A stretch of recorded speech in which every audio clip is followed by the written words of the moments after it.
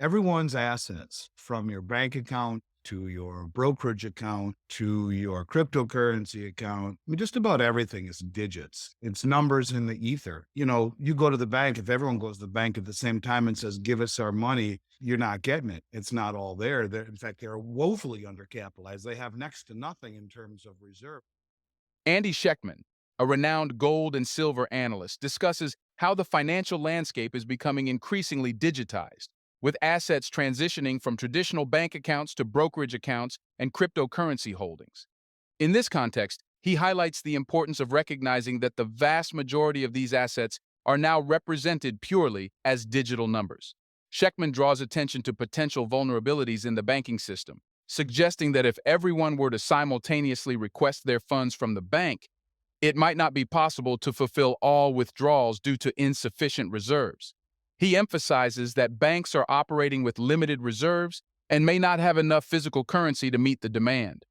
As an example, he points to Coinbase, the largest cryptocurrency exchange in the United States, and raises concerns that if the company were to declare bankruptcy, individuals with coins stored on the exchange could potentially lose all their holdings. It is essential to heed Sheckman's insights and consider the implications of an increasingly digitized financial world, where assets primarily exist as digital representations rather than physical entities. Let's listen how he explained everything on this video. Coinbase is an example, the largest cryptocurrency exchange in the United States. If they file bankruptcy, and they actually said the word bankruptcy, if they file bankruptcy, that people who have coins held on the exchange will most likely lose all of them. So everything that we're talking about, whether it be undercapitalization in banks, whether it be that the stocks that you think you own are digits on a screen because you don't hold the certificates anymore, no one has bearer bonds anymore, no one has anything.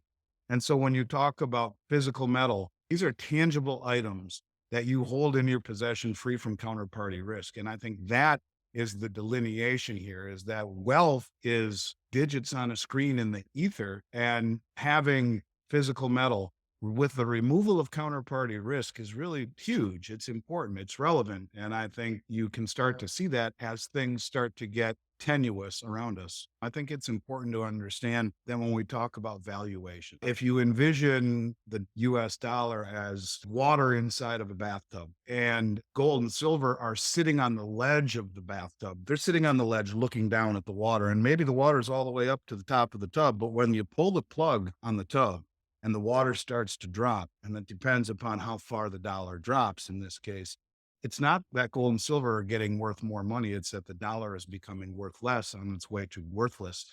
I mean, look at, as an example, Weimar Republic, Germany. And it was a long time ago, after World War I. But when you go back and you look at the fact that people would take wheelbarrows full of Reich notes to the store to buy a loaf of bread, and they'd come back outside after checking to see if there was bread to be had, and only to find that the currency was laying on the ground, but the wheelbarrow had been stolen. Point of it is that it depends how far the dollar ultimately falls.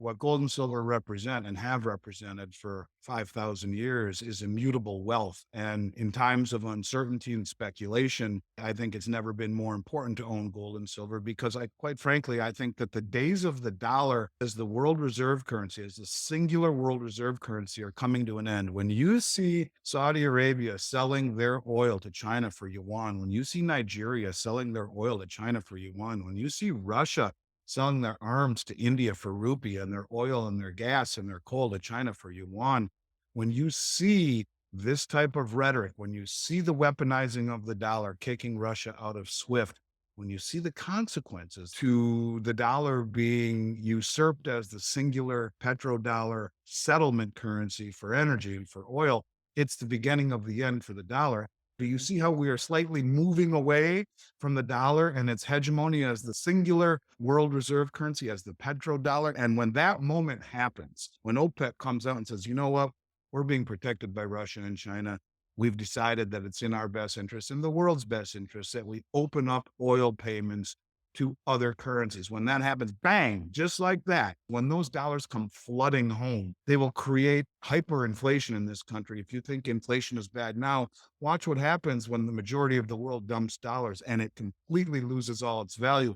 When that happens, interest rates spike and stocks, bonds, and real estate collapse at the same time. Stocks, bonds, real estate, and the dollar all collapse, and it's all in the hands of the Saudis. If the Saudis say, you know what, we're moving a different direction, and OPEC is going to offer oil in other currencies, it's over for the US dollar.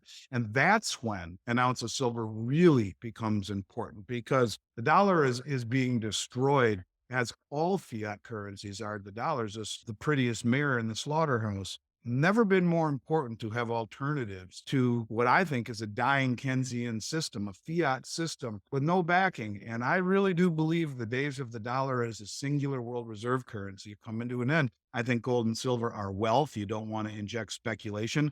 All I can tell you is that when currency becomes a hot potato, when nobody wants it any longer, when the world is dumping it, owning physical precious metals will have much greater importance. It's not to get wealthy, it is wealth.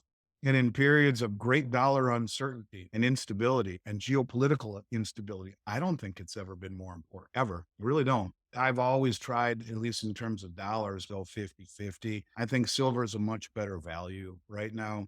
And with a gold to silver ratio of 82 or 3-1, the ability to accumulate silver and trade it to gold when that ratio corrects, which it will, it's averaged 42-1 for the last 200 years nearly.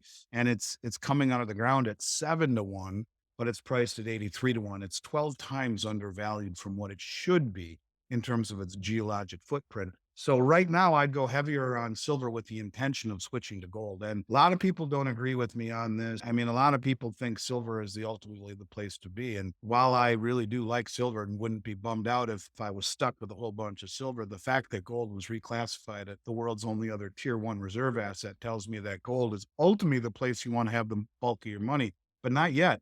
Not until that ratio corrects. Look, when I started talking about this originally in 2010 and did my first podcast because of it, the ratio was 85-1.